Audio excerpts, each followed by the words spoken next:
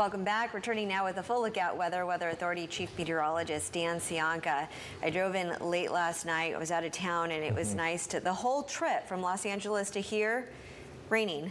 Pretty much. A little bit of drizzly. Yeah, some drizzly. Definitely rain in Los Angeles and then drizzle once we get in. Once you start getting to the marine layer. Yeah, very deep marine layer right now. It is about 3,500 feet in depth. In fact, this morning we were looking at the satellite picture.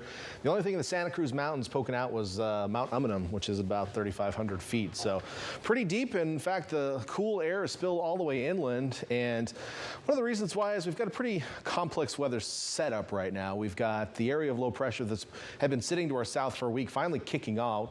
It brought some showers and thunderstorms across Arizona today. I did see one report of a land spout tornado in near Phoenix today. So this is a type of tornado where a developing thunderstorm ingests an existing vortex, like a dust devil or something to that effect, and then stretches it up into the updraft, and you get a very thin rope-like tornado that forms. Those aren't completely uncommon here on the Central Coast. We do see that style of funnel cloud and tornado every once in a while. I've seen even from just where I live in North Salinas, I think now the count is 6 in the last 5 years of funnel clouds of similar formation. This was a little stronger. It actually did cause some debris damage at the surface, but that's all moving out. High pressure to our north is trying to gain control, but we also have another area of low pressure to our west. And generally overhead, we've been a little on the lower pressure side, which is why our marine layer is so deep. But we actually got deep enough today that we started mixing things out. And I like to think of it this way. Our marine layer is contained in our area like a big bathtub. And you think of our inland mountains as kind of like the edge of the tub. Once it gets deep enough, it starts to spill over. And think of the clouds like suds in the tub.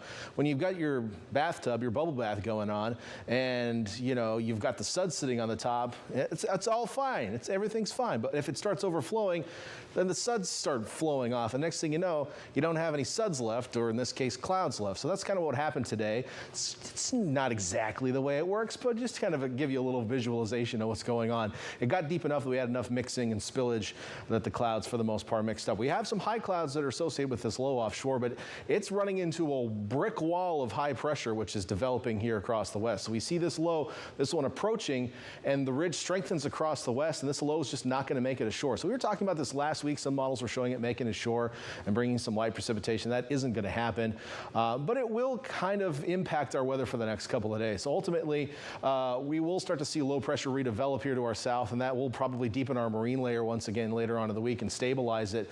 So I'm expecting actually the return of some low clouds and fog later on in the week. In the meantime, we've got a couple of days of warmer weather before that happens. And then a stronger, deeper, but drier system will dive down out of the north. Looks like this coming weekend. That's going to bring cooler temperatures across the state.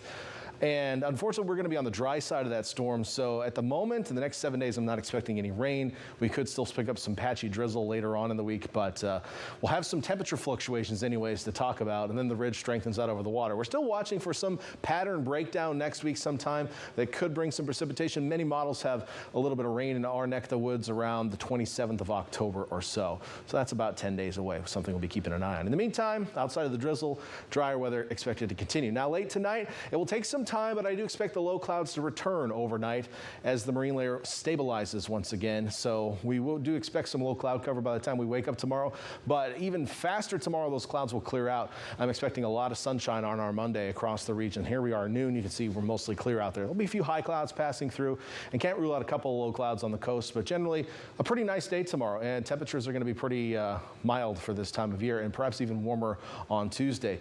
Here's my forecast for you tomorrow. 80 in Ben Lomond, back into the mid-70s in Santa Cruz. Capitola in the 70s tomorrow. Boy, it's been a few days since we've seen warmer temperatures like this.